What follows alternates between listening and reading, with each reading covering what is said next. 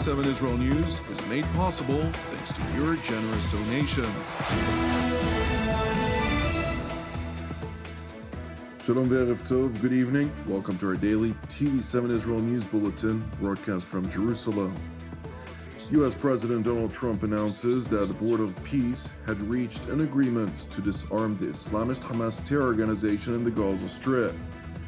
The Kingdom of Saudi Arabia announces the founding of a new multinational coalition to ensure freedom of navigation in the Red Sea, Gulf of Aden, and el-Mandeb Strait.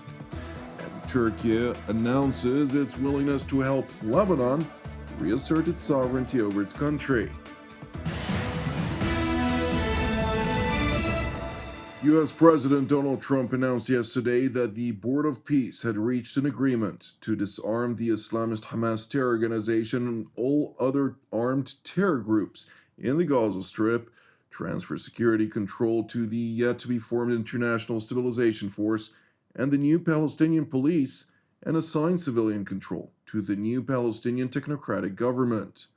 According to President Trump's statement, quote, "The agreement will be carried out in carefully structured phases. As disarmament is completed, Israeli forces will withdraw, and the International Stabilization Force will work with a new Palestinian police force to take responsibility for Gaza being safe for its residents and its neighbors."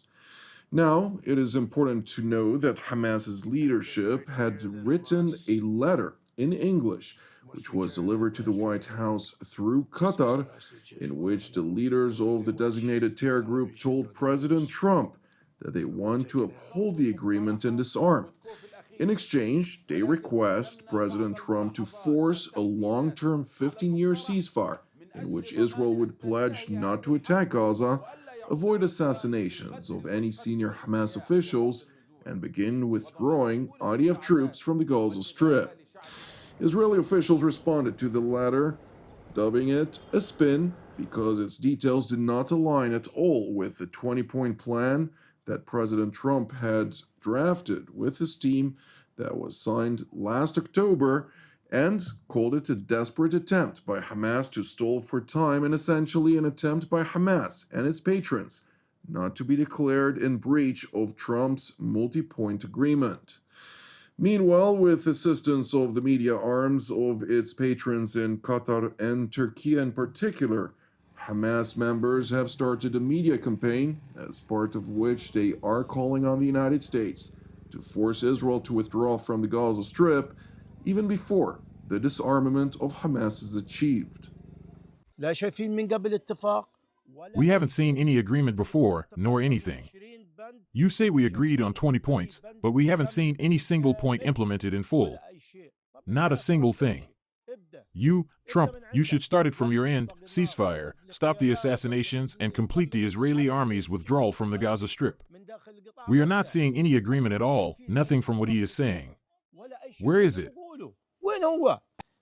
Before you talk about an agreement, disarming the factions, and disarming the resistance in Gaza, make the Israelis withdraw, make the Jews withdraw. Let the Jews withdraw so that the Palestinian people can see there is sincere intent, that you are honest, that the Jews have withdrawn, that they withdraw by 1 kilometer, for example, or 2 kilometers, back to the yellow line, to the 2025 agreement.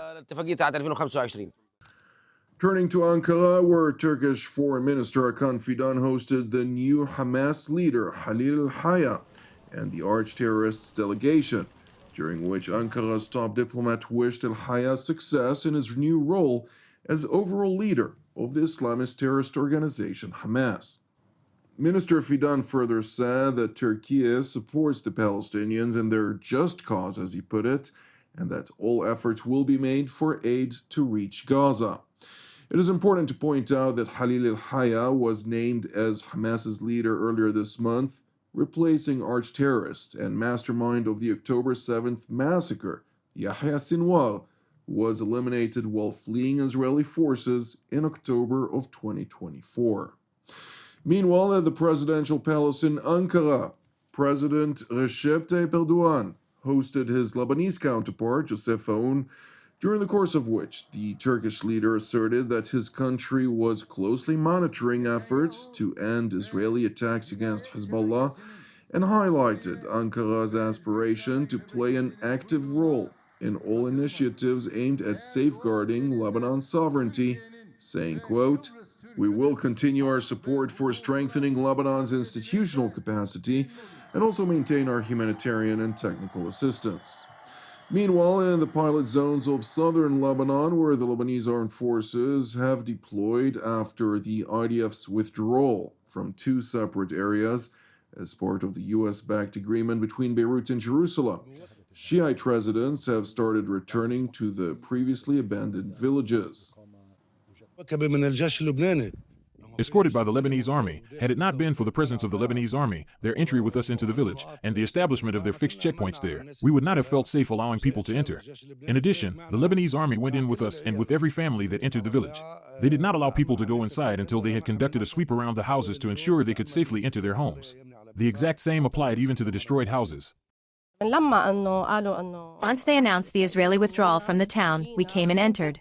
On the way here, the feeling was that the world couldn't contain our joy. But as soon as we arrived and saw the pain, the oppression and the ruin, our feelings shifted. When you see your home and your memories, it is deeply painful, and so, we returned heartbroken. It is important to know that the areas that the IDF withdrew from were largely cleared from Hezbollah's terror infrastructure, while the Lebanese armed forces are currently under a so-called magnifying glass to evaluate whether its actions can ensure that Hezbollah does indeed not reconstitute itself and its hold over its previously held territories. Turning to Egypt, where Egyptian authorities have confirmed that a drone strike believed to have been launched by an Iranian proxy earlier this week had temporarily disrupted a portion of gas import and storage capacity in the country. According to confirmed reports, the drone strike on the Egyptian Mediterranean port of Damietta struck a US-owned floating storage and regasification unit. Consequently, the fire spread to a nearby LNG tanker before local emergency teams contained the blaze. Thankfully, no injuries were reported. During a Cairo cabinet meeting, Prime Minister Mustafa Madbouli said that a pre-planned contingency was immediately implemented following the attack. We have secured alternative options by diversifying our energy sources and substitutes. Accordingly, we immediately began operating the alternative system. We have 4 regasification vessels in Egypt, 1 in Damietta and 3 in Ain Sakna. We have also taken precautions to ensure availability in Aqaba as well. Prime Minister Madbouli also revealed that an investigation has been launched to identify the culprits and to consider an Egyptian response to the blatant attack. Up to this moment, as you have certainly followed, no party has officially come out to say that we were responsible for what happened there. There are speculations and opinions, but we do not rely on speculation or opinions. When the state takes action, it does so based on procedures, measurement, and evaluation of the situation. We assess it based on verified facts to ensure accuracy. The security team is currently studying the matter, examining its source, and evaluating the situation in order to determine the appropriate response of the Egyptian state in the coming period. It is worth noting that Egypt has committed to join a newly founded Saudi-led coalition alongside 12 other Islamic nations that also include Pakistan, Turkey, and Somalia, among others, aimed at guaranteeing freedom of navigation in the strategic Strait of el-Mandeb, the Red Sea, and Gulf of Aden. The coalition's stated goals are to enhance maritime security, protect freedom of navigation, secure international trade routes and energy supply lines, and safeguard shared maritime interests, all in line with international law, UN conventions, and customary practices. While the newly established military coalition does not target any specific state, sources confirmed to TV7 that the goal aims to confront any attempts by the Houthis in Yemen to disrupt freedom of navigation on Iran's behalf. Meanwhile, at Camp David in the United States, President Donald Trump held a cabinet meeting earlier today that focused chiefly on the ongoing war against the terrorist Ayatollah regime in Iran. The meeting comes at the backdrop of ongoing Iranian attacks against American targets throughout the region, with the RGC claiming two separate attacks against U.S. targets in Kuwait's Ahmed el-Jaber Air Base and Bahrain's Sheikh Issa Air Base. And while the RGC boastfully claimed successfully targeting the American bases, U.S. Central Command released a statement in which it stressed that all missiles and drones were intercepted or failed to reach targeted areas. Meanwhile, according to the British daily The Telegraph, the United States and Israel are discussing a possible land blockade of Iran. And while leading national security and military experts have told TV7 that employing a land blockade on Iran would be highly unlikely to succeed, if it does, the Ayatollah regime's days would likely be numbered.